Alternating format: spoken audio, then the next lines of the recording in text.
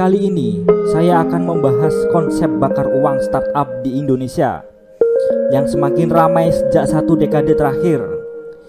Di sini saya akan coba untuk memberikan pembahasan yang detail dan mudah dimengerti tentang bakar uang. 3 pertanyaan yang sering diajukan oleh orang-orang. Mengapa di Indonesia ada banyak startup yang melakukan promosi dengan bakar uang agar membuat bisnisnya menjadi besar? Kapan perusahaan startup mulai meraup untung? Dari mana mereka mendapatkan uang untuk bakar uang? Itu adalah $1 billion question. Dan karena beritanya sedang menjadi top topik, saya akan mulai membahas dari Bukalapak yang sedang bersaing ketat dengan Tokopedia dan Shopee. Bukalapak adalah startup yang berstatus unicorn di Indonesia yang berhasil IPO. Perusahaan unicorn ini telah melampaui nilai kapitalisasi pasar sebesar $1 miliar atau setara dengan 14 triliun rupiah. Sebagai perbandingan saja, Centaur sebagai calon unicorn memiliki kapitalisasi antara $100 juta sampai $1 miliar. Bahkan setelah IPO, Bukalapak menjadi $7,6 miliar atau sekitar 110 triliun. Bukalapak berhasil meraup dana investor sekitar 21 triliun melalui IPO. Gila, gede banget, amazing banget nih. Dengan valuasi sebesar ini, ternyata perusahaan ini belum mencatatkan keuntungan sama sekali. Bahkan dalam perkembangannya, Bukalapak terus berlanjut mengalami kerugian dalam jumlah yang tidak sedikit. Sepanjang 10 tahun berturut-turut, ternyata ia tidak sendiri.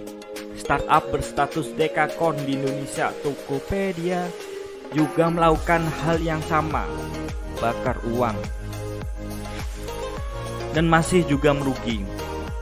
Selain itu, perusahaan e-commerce asal luar negeri, Shopee, Lazada, sedang melakukan hal yang sama, bakar uang. Model bisnis bakar uang memang sangat menarik perhatian. Pada kenyataannya, banyak pembisnis konvensional menganggap strategi bakar uang ini aneh. Saat ini perusahaan startup hanya fokus mencari valuasi tanpa memikirkan profit sama sekali. Yang mereka kejar hanya valuasi yang lebih tinggi, sambil mengubah aturan permainan bisnis yang melemahkan pemain konvensional yang sudah lama akan tetapi kurang dapat beradaptasi. Itulah disrupsi. Penetrasi dan marketing dilakukan secara gila-gilaan dengan cara bakar uang terus-menerus. Sudah 1 dekade ajang promosi bakar uang ini terus berlangsung. Tapi masalahnya Bukalapak adalah pemain yang menduduki peringkat ketiga. Tidak seperti Tokopedia dan Shopee yang berperang pada level yang sama. Tentu saja ini bukanlah kabar yang bagus. Sekarang mari kita menjawab 3 pertanyaan di awal tadi. Bagaimana konsep bakar uang? Kapan perusahaan startup mulai meraup untung? Dari mana mereka mendapat uang untuk bakar uang? Tapi sebelum itu, saya akan mengajukan pertanyaan lain terlebih dahulu. Menurutmu, apakah startup unicorn dan pemain besar di dunia startup yang kini sangat terkenal sudah mendulang profit? Apakah Gojek sudah profit? GoTo, Grab, Uber, Tokopedia, Bukalapak, OVO, Dana, Traveloka, Blibli.com, Tiket.com, Sayurbox? Jawabannya adalah belum. Mereka masih saja mencatatkan kerugian. Kalau kamu berpikir perusahaan terkenal itu sudah untung hanya karena promosi, iklan yang bombastis, dan logo brandnya ada di mana-mana, dan karena kamu juga suka menggunakannya, wah, mainmu kurang jauh nih. Faktanya, seluruh perusahaan tersebut masih mencatat kerugian yang sangat besar. Sebab kalau tidak, coba pikir dari mana promosi cashbackmu. Gratis ongkir, flash sale, bonus driver, dan kemurahan-kemurahan yang kamu dapatkan saat menggunakan layanan mereka berasal dari mana? Jadi dari mana duit bakar uang itu? Apakah dana itu dari bagi hasil operator penyedia kuota internet seperti M3 atau Telkomsel? Karena mobile apps mengharuskan orang untuk membeli kuota internet saat menggunakannya. Gak ada urusan. Ini seperti bilang kalau produsen mobil mendapatkan uang dari penyedia bahan bakar bensin. Karena setiap pengguna mobil harus menggunakan bensin. Atau produsen laptop yang dapat komisi dari pengusaha listrik. Karena semua yang pakai laptop harus membeli listrik. Atau penjual rokok yang mendapat insentif dari bos rumah sakit. Karena membuat orang sakit pernafasan atau kanker lalu berobat ke rumah sakit. Sudah pasti nggak masuk akal, guys. Jadi kalau begitu, kapan perusahaan mendapatkan profit? Jawabannya adalah saat kompetisi dan perang yang terjadi pada akhirnya menghasilkan satu atau dua pemenang yang paling kuat dan memiliki ekosistem yang luas sehingga bisa bertahan. Saat bisnis telah berubah menjadi monopoli atau kartel. Kalau Anda tidak percaya atau belum paham, berarti main Anda kurang jauh lagi nih. Mari saya jelaskan secara bertahap. Sekarang jawab pertanyaan saya.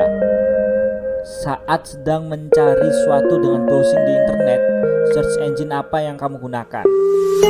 Saya pikir jawabnya pasti Google. Sekarang coba Anda pikirkan, kalau Anda tidak menggunakan Google, Anda mau pakai apa? Saya yakin pasti kebanyakan bingung mau jawab apa. Apakah kamu pakai mesin pencari Bing dari Microsoft, DuckDuckGo, Yahoo Search, Baidu, mesin pencari dari Cina? Mungkin tidak. Sekarang kasih tahu saya, jika Anda mau menonton streaming video online, kamu akan buka apa? Saya tebak, jawabannya pasti YouTube. Oke, selain YouTube, apa lagi yang kamu pakai? Bingung ya? Apakah kamu menggunakan RCTI Plus, Video, Tencent Video, Iqiyi dari Baidu, Youku dari Alibaba? Sepertinya tidak. Oh iya, kedua layanan internet tadi, Google dan YouTube, adalah milik Alphabet. Selain itu, Android yang menguasai 70% market share saat ini adalah juga punya Google, anaknya Alphabet, per September 2021. Kita lanjut lagi ya. Sekarang beritahu saya, media sosial apa yang sering kamu gunakan? Pet? Oke, Anda sudah ketinggalan zaman. Facebook? Oke lah, kamu pasti sangat kudet banget. Instagram? TikTok? Yang lain? Mungkin cuma sedikit yang masih setia pakai Twitter. Snapchat? Paling cuma seperti seorang dari kalian yang mencelupkan jarinya ke laut, maka lihatlah apa yang tersisa di jarinya jika ia keluarkan dari laut. Mungkin kalian sudah tahu bahwa Instagram itu milik Facebook, dan sekarang Facebook ganti nama juga menjadi Meta. Layanan instant messaging WhatsApp menjadi sangat populer jagat raya, kecuali di Cina, juga dimiliki oleh Facebook. Nah, itu tadi adalah praktik monopoli. The winner takes all. Praktek monopoli ini sangat sering terjadi. Seperti Amazon yang didirikan oleh Jeff Bezos, menguasai layanan e-commerce dan komputasi cloud. Atau Microsoft yang didirikan Bill Gates, mendominasi 87% pasar operating system. Atau Alibaba dan JD.com menguasai lebih dari 80% layanan e-commerce di Cina. Atau WeChat yang didirikan Ponima menguasai 39 pasar instant messaging di Cina. Atau Alipay dan WeChat Pay, dua pemain besar mendominasi 94% layanan pembayaran digital di Cina. Memang sebutan monopoli tidak sepenuhnya tepat, sebab layanan yang serupa dan kompetisi pasti tetap ada. Bahkan perusahaan teknologi di US, FANG, Facebook, Apple, Amazon, Google sempat disidang dan dituntut tuduhan monopoli 2020 yang lalu. Tapi tuduhan itu masih belum terbukti. Meski saya kira ini hanya seperti yang sudah disetting supaya praktik monopoli tak terlihat terang benderang. Sebab dengan dana cash yang sangat besar dan tak terbatas, sang penguasa sudah pasti bisa memberangus kompetitornya yang sekelingking itu. Jadi, jawaban dari pertanyaan kapan startup meraih untung adalah saat terjadi monopoli atau saat ada dua pemain besar tersisa. Lalu main mata menjadi kartel. Kalau Anda bingung, contoh paling mudah dari kartel adalah mahalnya harga tiket pesawat beberapa waktu belakangan. Saat hanya ada dua pemain besar yang tersisa atau kartel penetapan layanan tarif short message service SMS. Mari kembali ke awal pembahasan, balik ke Bukalapak. Menjadi juara ketiga sudah pasti bukan posisi yang bagus. Rencana Bukalapak untuk segera meraih profit dalam waktu dekat dari e-commerce bukanlah strategi yang masuk akal. Bayangkan saja, untuk meraih untung, tentu saja mereka harus membuang semua keasikan-keasikan kalian selama ini. Menghilangkan cashback, gratis kirim, dan promosi gila-gilaan lainnya. Dan selama Tokopedia dan Shopee di posisi 1 dan 2 dan masih ada dana untuk terus membakar uang, kemungkinan besar e-commerce Bukalapak akan ditinggalkan oleh penggunanya. Coba Anda pikirkan, siapa yang mau pakai layanan yang kurang lengkap penjualnya dan pelit promo? Sementara tersedia opsi serupa lainnya yang lebih royal terhadap pengguna. Demikianlah merencanakan profit dalam waktu singkat saat perang masih benderang dan berlangsung adalah sebuah misi yang kurang bagus. Saya selalu mendoakan agar semua startup di Indonesia menjadi ekosistem yang besar dan menguntungkan, sehingga dapat banyak menyerap tenaga kerja. Dan saya sangat apresiasi seluruh kontribusinya, terutama pada masyarakat dan UMKM kecil. Saya sedang melihat sebuah persaingan yang mengerikan di industri e-commerce. Sulit ada tempat untuk juara ketiga. Tapi Bukalapak juga menyadari hal ini. Saat ini fokus Bukalapak bergeser ke mitra Bukalapak. Hingga kini Bukalapak telah menggait 8,7 juta mitra. Biaya akuisisi konsumen alias customer acquisition cost melalui mitra warung sekitar 10-20%, yakni $2 per pelanggan atau kurang dari 30.000. Biaya akuisisi ini jauh lebih rendah daripada e-commerce. E-commerce di Indonesia baru menyadari bahwa bisnis mitra warung yang didigitalisasi dari offline ke offline merupakan pasar yang besar menguntungkan. Bahkan Tokopedia pun mulai melirik toko warung yang mulai migrasi offline to online menjadi mitra Tokopedia.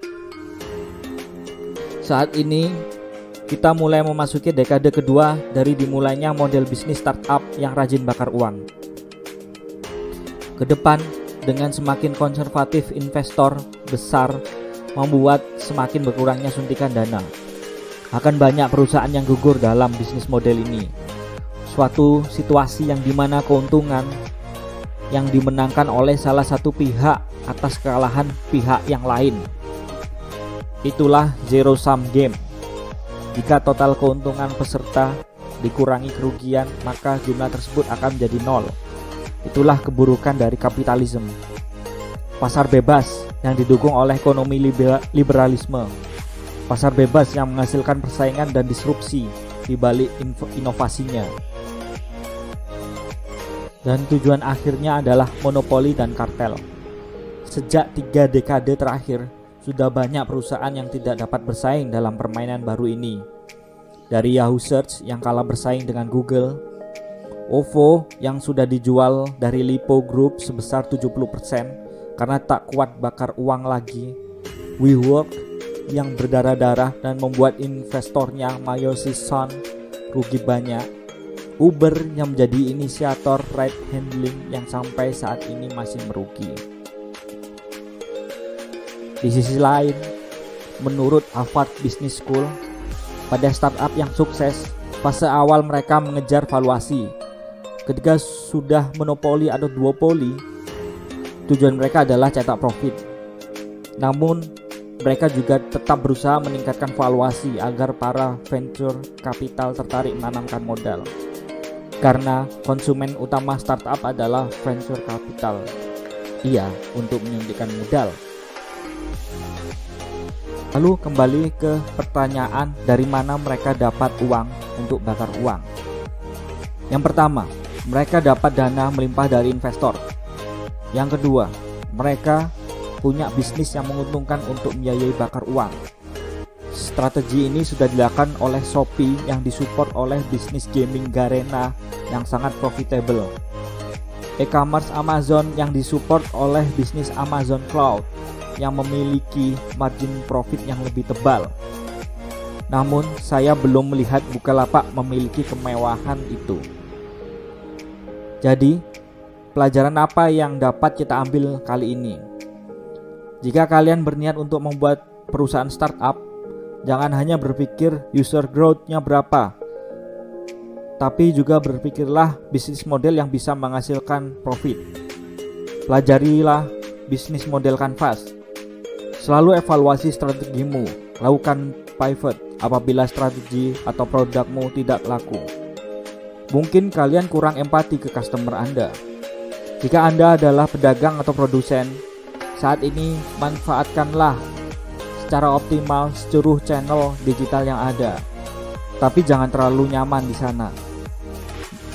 Ingat, Anda harus tetap membangun ekosistem Anda sendiri.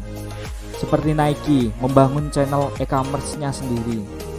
Karena jika tidak, dua platform e-commerce itu akan memiliki posisi tawar yang sangat kuat. Bisa jadi posisi tawar Anda sebagai penjual atau produsen akan menjadi semakin lemah. Jaringan distribusi Anda yang dulu kuat sekarang menjadi semakin melemah, mudah tergantikan oleh platform e-commerce. Jadi apapun itu, bisnis Anda jangan sampai bergantung pada platform orang lain. Apalagi hanya mengikuti hype saja. Tidak semua yang saya sampaikan benar. Saya hanya ingin Anda berpikir dengan benar.